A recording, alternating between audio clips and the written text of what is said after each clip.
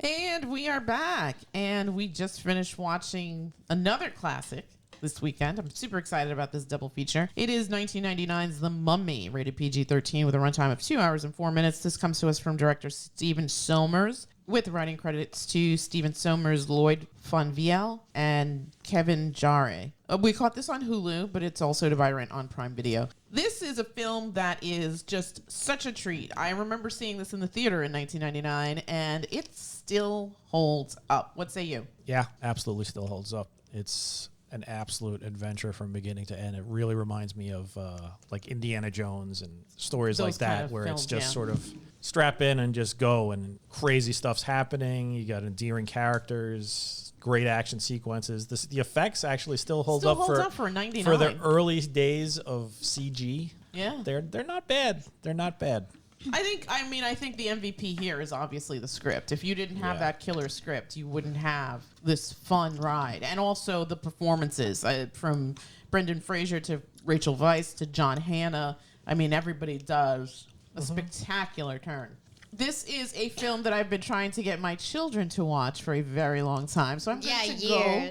Yes, years. Yes, G. It has been years. I'm going to go to my children. Do you mind if I start with you, G? No. What'd you think of the film? I liked it a lot. I don't know why you phrased it like we've been like dragging our feet. Well, you kind of have. No, we have not. You're completely lying. There have been several times when we've suggested watching The Mummy, and it has been shot down. Yeah. I don't remember that. And if you sat us down to watch it, I would have watched it, because that's what I do when it comes to watching movies. I wonder if you guys thought it was the Tom Cruise The Mummy, which is awful. I've never seen. I didn't know that there was a Tom Cruise Mummy. You don't need to watch it. I saw that one and it was god awful. It was worse than god awful. It's terrible. Well, then I guess we'll just never watch it. But back to this one, I liked it a lot. I had nothing against this movie. I didn't go into it like, oh, I can't believe we're watching this. I didn't think that at all. I thought it was very entertaining from the moment it started. In fact, the beginning sequence with like the flashback to the ancient Egyptian. You've always liked Egyptian folklore, right? Or I like all of that sort of stuff. It's a shame. Mythology in general, yeah. Yeah. I like all sorts of that stuff. So that's probably why I enjoyed the beginning sequence the best. I thought it was super interesting.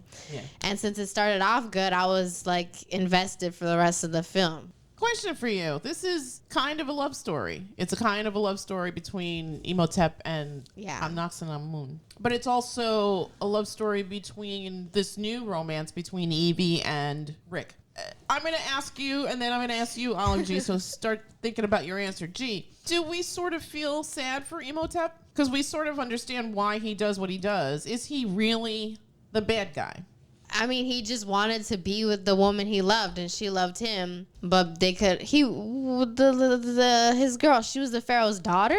His mistress. She was the Pharaoh's mistress, was it mistress right. or wife? Mistress. No, he said mistress, and nobody was allowed to touch her. That's what I thought. But then later in the film, Rick is like, oh, he started getting it on with the Pharaoh's daughter. And I was like, wait, what? That was him guessing. Right. That confused me a little bit. But yeah, thinking back on it, when at the beginning, when Anck-su-namun she stabs herself and she's like, oh, my body isn't his temple anymore. Yeah. So, I forgot where I was going with this, to be honest. That Imhotep really wasn't. I mean, he does bad things, but you sort of understand why he does the bad things. And also he's like freaking zombie, sort of. He's been resurrected from the dead. So I'm sure he's just not really all there. Plus the way he died was horrible. Yeah, it was literally the worst possible thing that they could ever do to someone, and they never did it. It was only him who had that done to him. Yeah, and also the first time that you see him, he's ghastly, right? They even said he's like still juicy. It's like he's still evolving. 3,000 years still decomposing. Right, so... That is a slow death. Yeah, I'm sure it was super painful. I mean, his fingernails were on... The claw marks were on the inside of the sarcophagus. Also, those bugs were eating his flesh slowly. Yes, slowly. Olive G, what did you think of Imhotep? Did you think that he was completely a bad guy? I mean, he was doing bad things, but... No, it wasn't really. Yeah, why? He was in love and stuff like that, and love makes you do stupid things. Fair enough. Was this love throughout the centuries? Was it earned, you think? They didn't really give much backstory from like the past, but I'm guessing from the past they like knew each other. So Yeah, I think you just got to take their word for it that they were in love. Hamunaptra and Imhotep probably like started chatting, and they're like, "Oh, hey, we got a lot in common.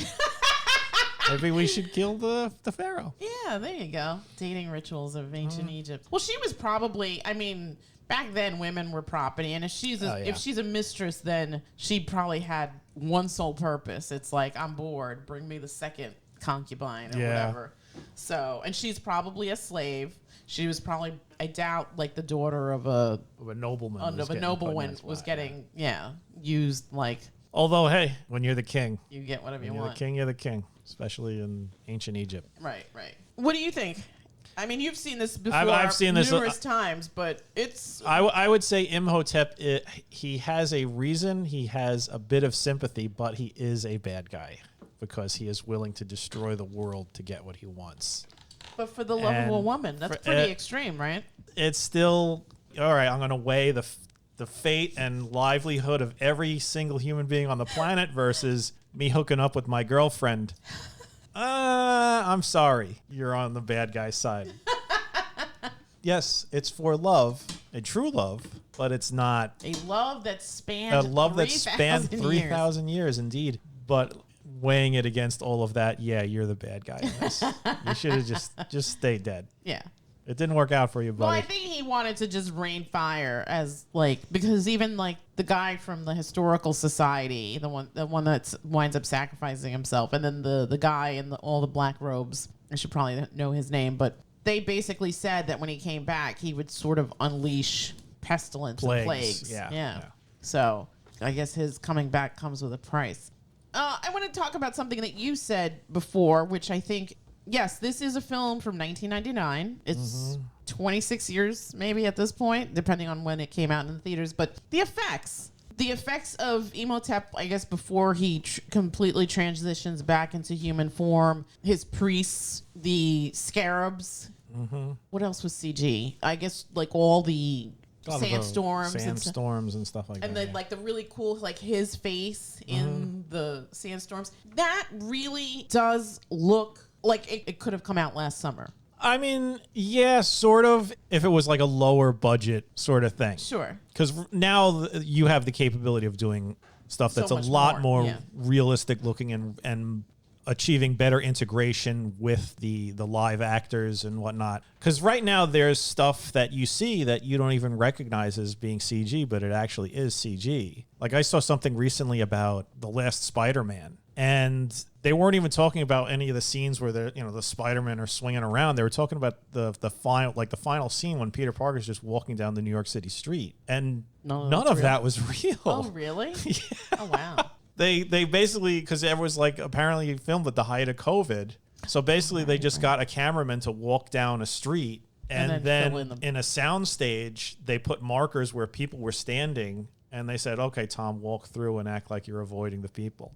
Oh, wow. So, yeah, CG has come an incredibly long way as far as, like, integration. And that's where I think this film, I mean, if you're going to really nitpick about the CG, you could say, okay, sometimes the lighting doesn't quite match between Imhotep and the rest of the people on the set. And, okay, his face in the sand doesn't look as well as it probably could look if you did it today, because the particle effects that they use today are just crazy. But still, I mean, it's really not that far behind. No. We've seen way worse CG and stuff that comes out now. Yes, agreed. In fact, the sequel had worse CG than this one. Yeah. Like the one of the most laughed at and ridiculed bits of CG is The Rock as the Scorpion King monster in The Mummy 2. Because it looks absolutely horrible. Yeah. But yeah, the creature effects, the mummies, I mean, yeah, it holds up enough where you're not like you're not laughing at how bad it looks. Right. This isn't Birdemic where it's just like clip art birds exploding. Yeah. This is good stuff. Yeah. I also feel like even with the locales and stuff, it says on IMDb that this was filmed in Morocco, which sort of ties into our Casablanca Yeah, there you go. double feature there. Although that was filmed in a studio in LA. In LA, which is hilarious. Although this time frame wise, this came out 20 years prior to the timeline of Casablanca, because Casablanca's during World War II, and this is 1920s. Yeah. Morocco or Egypt, right? So that's kind of interesting. And yet both of those stories endure because of the killer scripts on both of them. The writing is really, really great on both of them. And I think that... and the charm of the actors. Don't shortchange the actors. Brendan Fraser and Rachel Weisz, they have excellent chemistry. This isn't Notting Hill.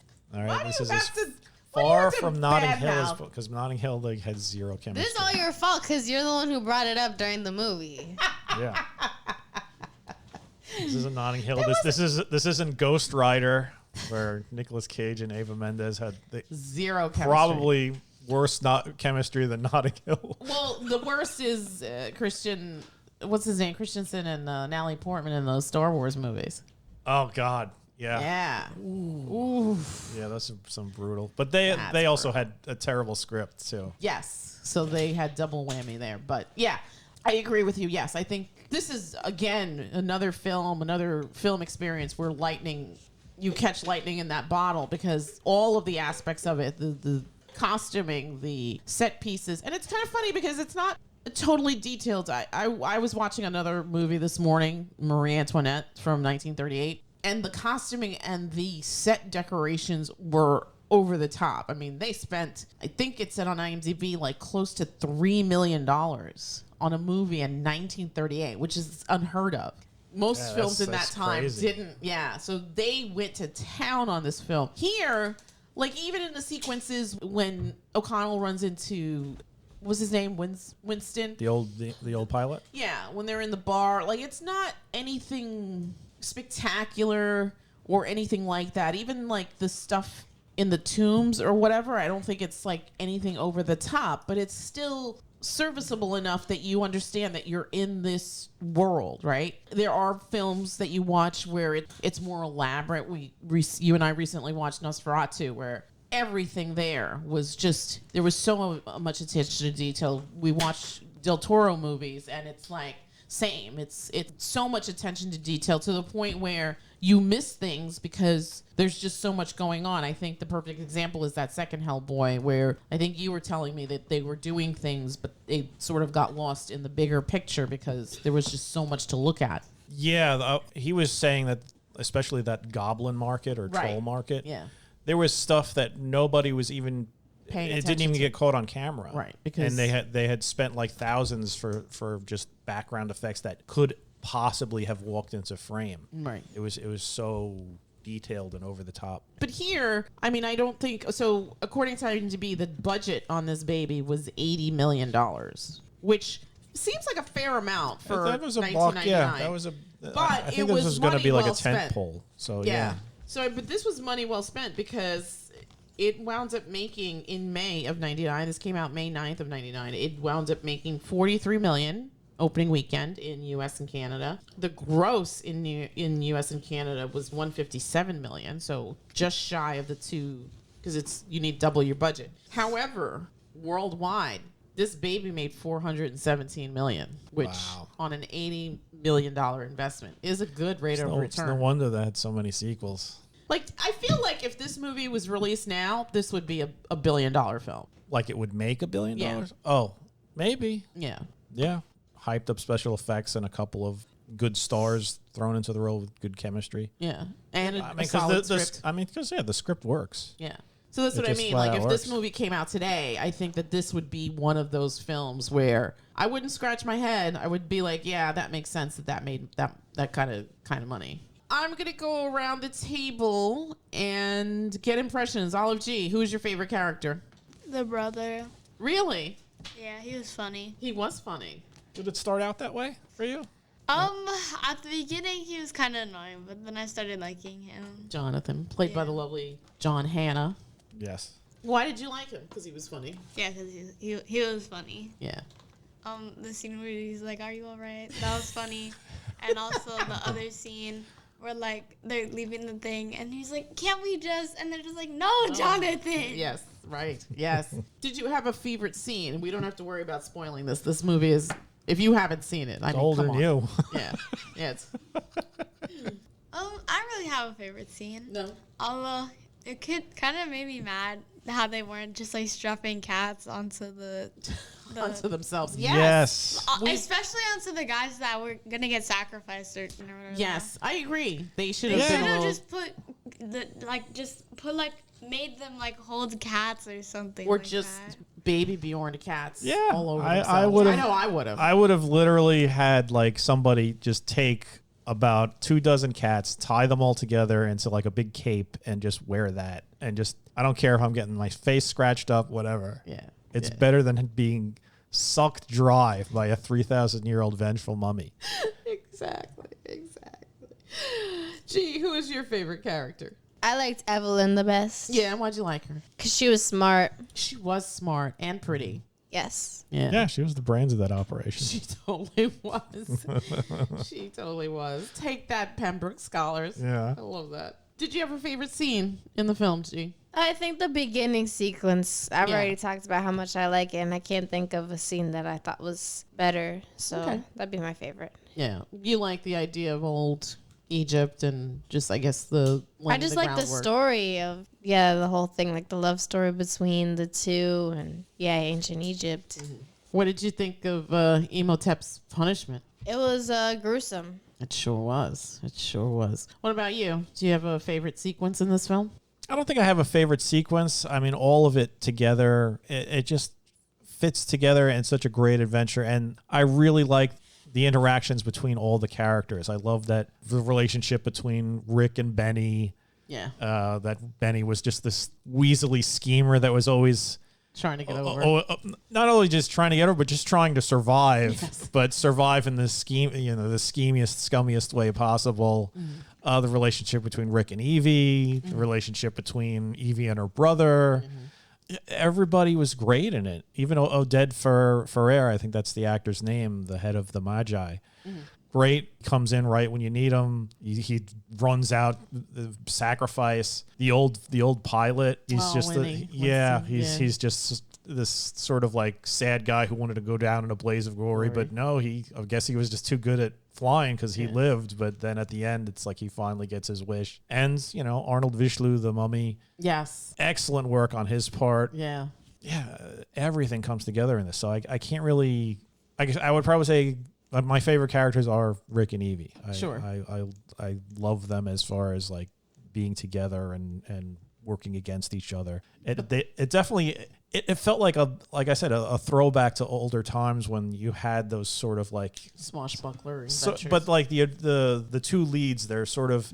They like each other, but they're sort of antagonistic, but it's not in a sickening way or a pushed way or a forced way. It's just sort of like it's happening. I'm seeing it happen right here. Was that relationship earned? Yes, absolutely. Yeah. You feel it earned as the show goes on. And you could be like, oh, well, it's he kisses her like, without her realizing in the beginning. But yeah, his explanation is spot on. Sense. I was going to be hanged. So it seemed like a great idea at the time. Yeah. So yeah, altogether, top notch. Yeah, I agree. I have loved this movie since I first saw it. Whenever it's on TV, I always try and sit and watch it. I think it still holds up, which is amazing because a lot of films don't endure. But this is one of those films, much like Casablanca, where the story is so strong, the performances are outstanding, and the direction's good too. Direction's great. Shortchange the director. It looks great. Yeah, but everything just comes together so nicely, and those are the films that are those are the ones that endure, the ones that have like just everything come together. And I think that this movie is no exception. I think, and it's kind of funny because if on the surface, it's a very simple story. It's a very simple story with undertones of romance, but it's an adventure story.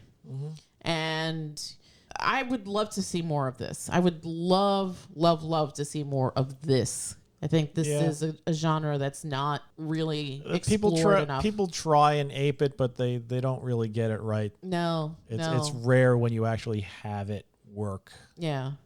Especially in the past time period.